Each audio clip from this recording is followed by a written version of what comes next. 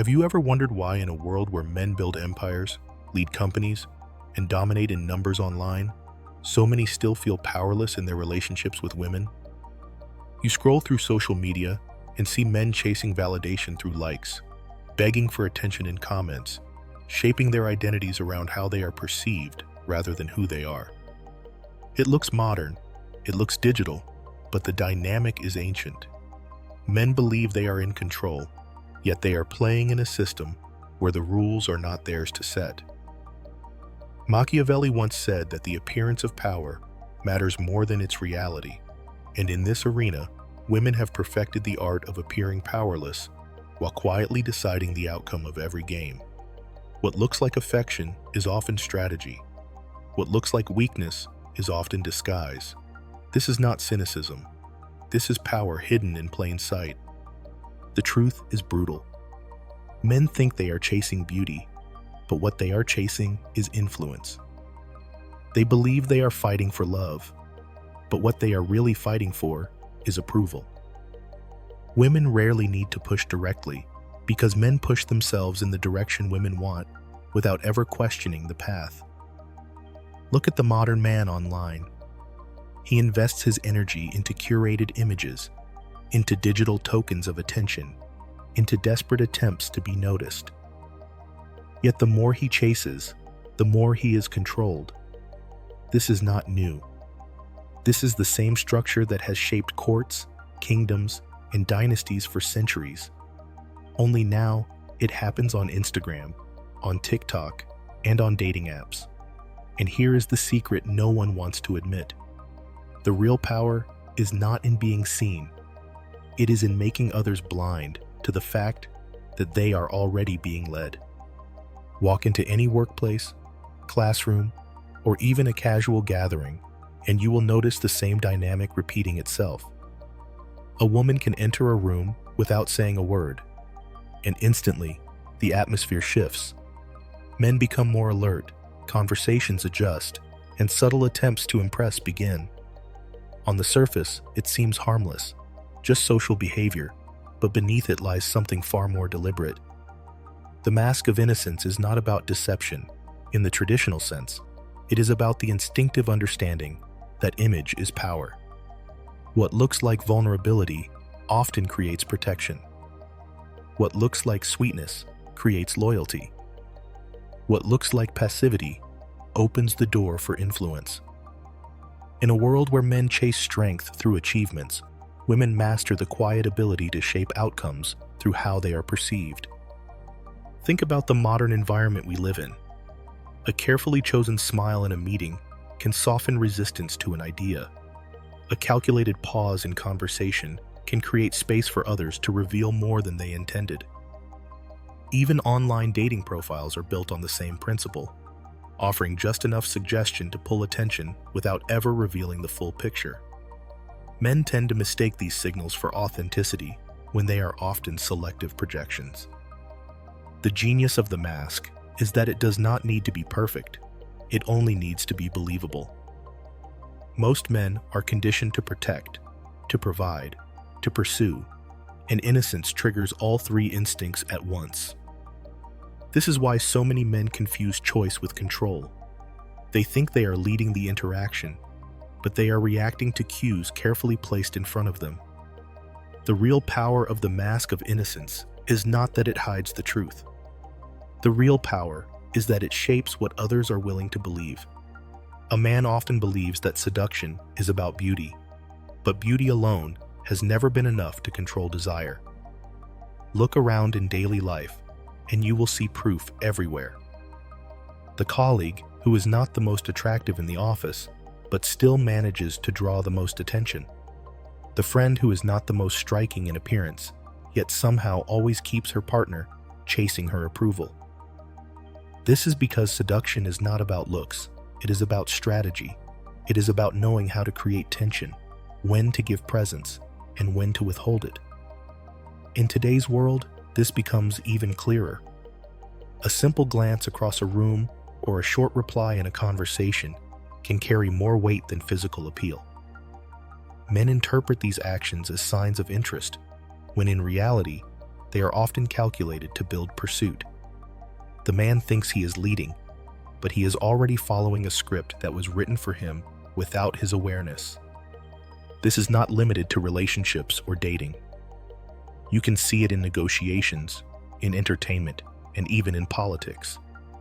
Seduction is the ability to plant a thought in someone else's mind and let them believe it was theirs all along.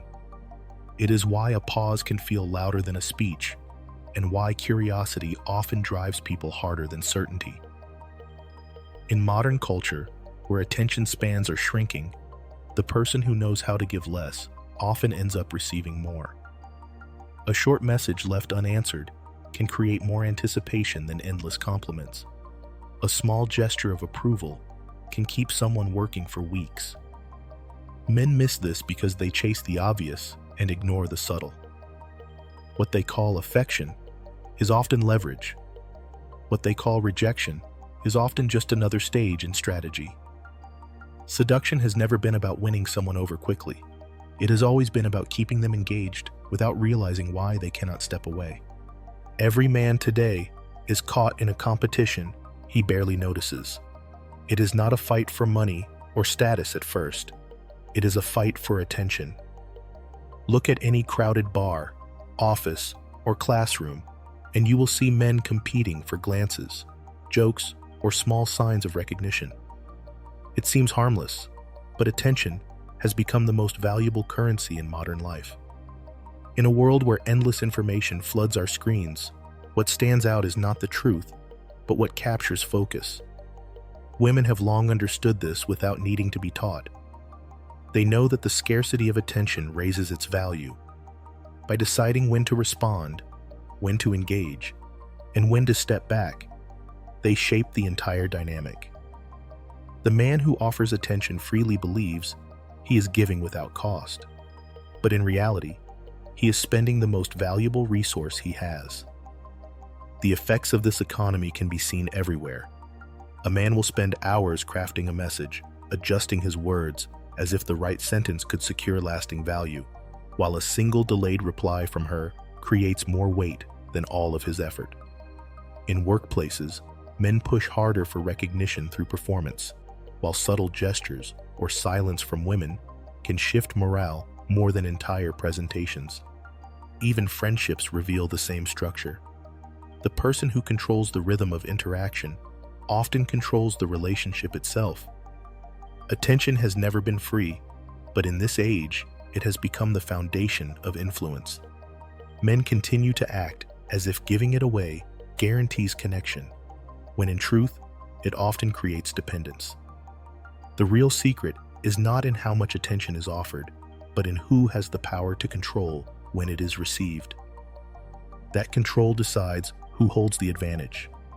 Conflicts between men are often loud, direct, and physical, but conflicts with women rarely look like battles at all.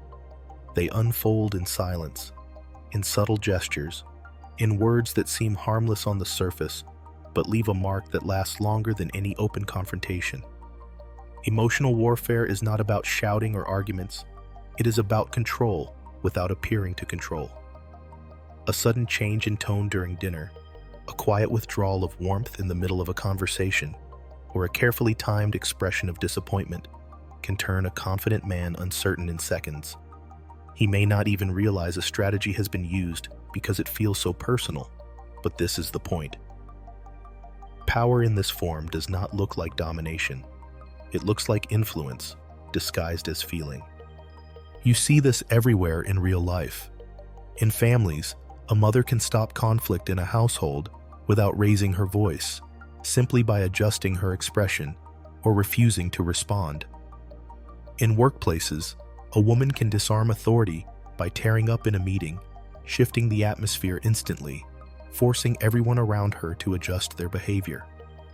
In relationships, the refusal to speak, the deliberate pause before forgiveness, or the quiet withholding of intimacy can shape behavior more effectively than any direct demand. Men are trained to defend against physical threats, but very few are prepared for the slow erosion of certainty that emotional warfare creates. This is why men often leave arguments feeling as though they lost something without understanding how. Emotional influence operates beneath logic, and because men expect resistance to be visible, they underestimate the damage of what they cannot see. The lesson is simple. It is not the loudest weapon that destabilizes you. It is the one you never recognized as a weapon at all. The human mind cannot resist what it cannot fully understand. And nowhere is this clearer than in the way mystery controls desire. In daily life, you can see how the unknown always outweighs what is fully available.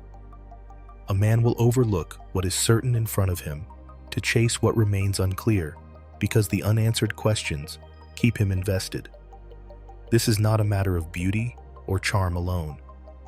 It is the way uncertainty forces the imagination to work overtime.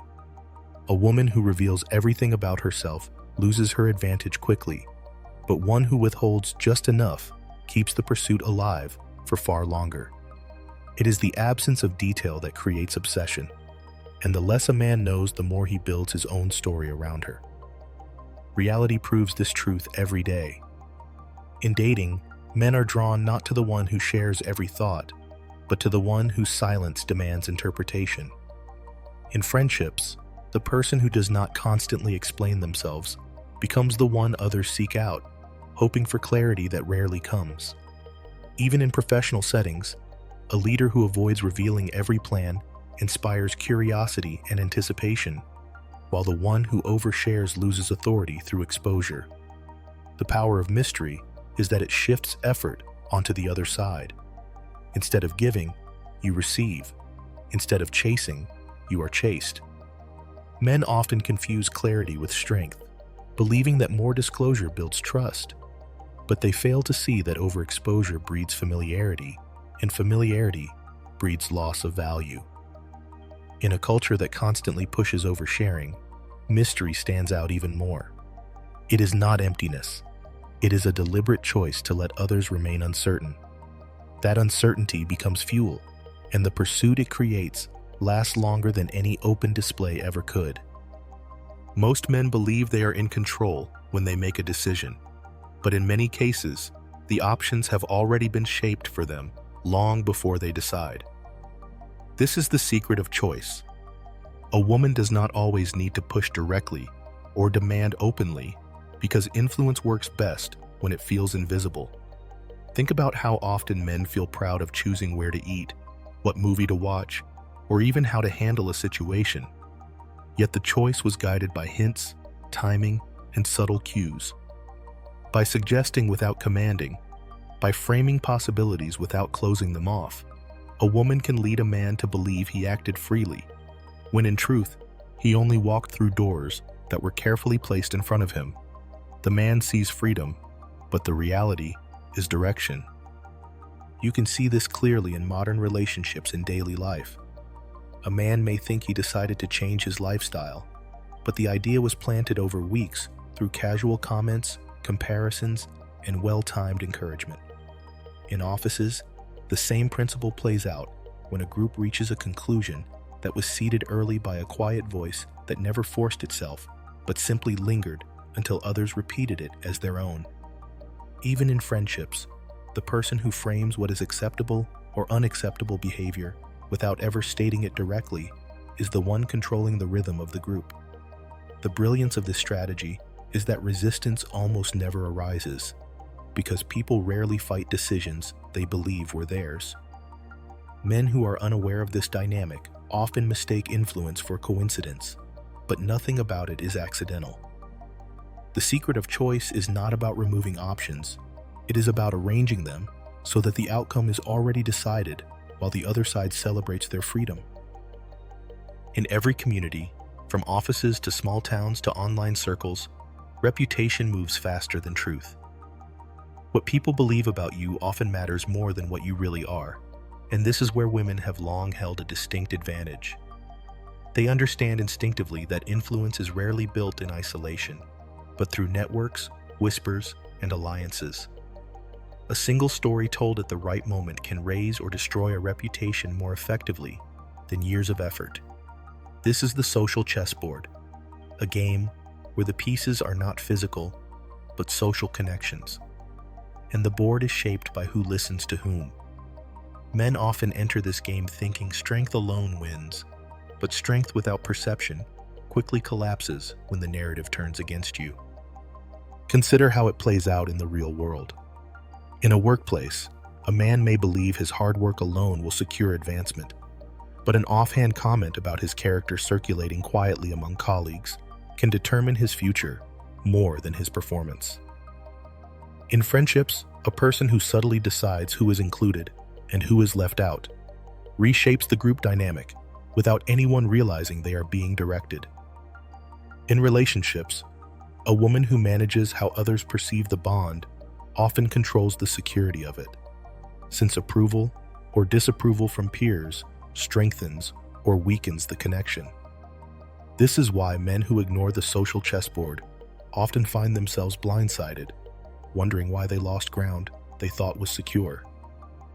Power in this arena is not about loud declarations, it is about subtle placement. Every alliance, every impression, every narrative functions like a move that builds towards an unseen checkmate. The truth is that control does not always come from being the strongest player. It comes from being the one who arranges how the game itself unfolds. When a man sees weakness, he often feels the urge to protect, to step forward, and to carry the weight of another. What he rarely considers is that weakness itself can be a calculated position. In daily life, you can see how this works with striking clarity. A simple request, framed as inability, can move others to act more quickly than a direct command. A woman who claims she cannot solve a problem may suddenly have 3 people eager to solve it for her. In relationships, the expression of need often places the man in a position of responsibility, convincing him that his role is not just valuable, but necessary. The power here is not in force, but in restraint, because the appearance of weakness creates strength drawn from others. This disguise is visible far beyond personal life. In offices, employees who appear harmless or incapable can avoid scrutiny while quietly advancing through alliances and timing. In politics, leaders who present themselves as vulnerable nations can attract support and resources from stronger ones, using pity as leverage. Even in families, the member who acts dependent often controls more decisions than those who seem dominant, because others constantly adapt around their supposed limitations. Men miss this reality because they are trained to measure power through direct displays, not through influence disguised as need. What feels like helplessness may in fact be the most effective way to redirect effort. In a culture where strength is constantly advertised, weakness becomes an unexpected weapon. It lowers defenses, it opens doors, and it secures loyalty. The man who mistakes weakness for lack of power is the man most likely to be moved by it. The disguise of weakness is not a surrender. It is an invisible form of control. Every man lives in a world where attention has become the most valuable currency. Entire industries thrive on keeping eyes locked to a screen, and entire relationships shift depending on who gives it and who withholds it. A woman who understands this does not need to raise her voice or demand openly, because attention itself can be managed like money. By granting it selectively, she increases its worth, and by withdrawing it, she creates scarcity. Men often chase what is scarce, not because it is rare in reality, but because it is withheld from them. This is why silence, distraction, or even subtle disinterest can stir stronger reactions than direct confrontation. The currency of attention works not because it is abundant, but because it is rationed. You see this every day in the smallest exchanges. A man might spend hours trying to impress someone who hardly looks his way, while ignoring someone who gives him complete focus. In offices, the colleague who pays little attention in meetings often ends up being the one others work hardest to impress, because they want to earn back what is missing.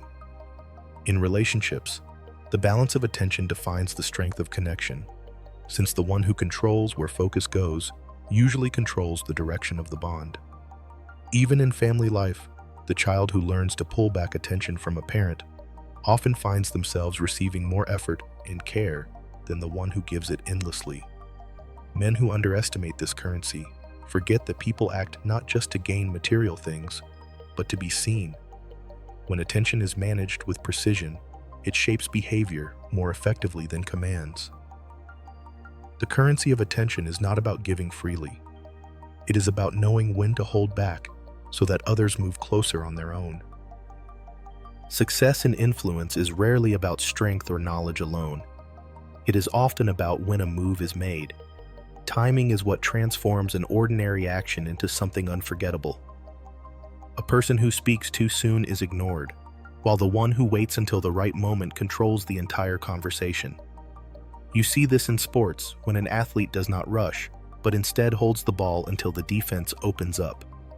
You see it in business when a company releases a product, not when it is ready, but when the world is most eager for it. In daily life, timing creates the difference between a request that is granted instantly and the same request that is brushed aside. Women who understand this principle do not always push constantly. They wait until the moment pressure will have the greatest effect. In relationships, the pattern is clear. A suggestion made in the heat of conflict is often dismissed, but the same suggestion brought forward in calm can feel like a natural solution. In friendships, silence during the wrong time creates distance, while silence at the right time builds respect. In workplaces, the employee who knows when to speak is valued far more than the one who speaks without pause. Timing makes even small gestures powerful because it aligns the action with the emotion of the moment. Men who miss this reality often feel confused when their efforts are overlooked, not realizing they acted at the wrong time. The truth is that opportunities are rarely lost because someone lacked ability. They are lost because the moment passed before it was seized. Timing is not about constant effort. It is about patience, observation, and striking when the other side is least able to resist. That is where influence becomes unavoidable. One of the greatest misunderstandings men have is believing independence always means separation. In reality, independence is often constructed with the quiet support of others. Many women understand this better than men because they know how to maintain the appearance of self-sufficiency while still drawing resources, protection, and guidance from those around them. The modern world encourages the image of complete independence, and men admire it without noticing how much unseen collaboration exists beneath it. A woman who appears fully self-made may have built her path not alone, but through networks of encouragement, favors, and influence carefully gathered over time. What looks like isolation is often coordination. What looks like total control is often shared effort made invisible. This is not limited to careers or public achievements. In daily life, you see it when a woman seems to manage her responsibilities flawlessly, while in truth, others are quietly contributing in ways no one notices. Friends are offering help without asking for recognition. Family members are providing resources without calling it support. Even in relationships, men contribute energy, time, and stability while still being convinced that everything is managed entirely on her own. The brilliance of this illusion is that it satisfies both sides.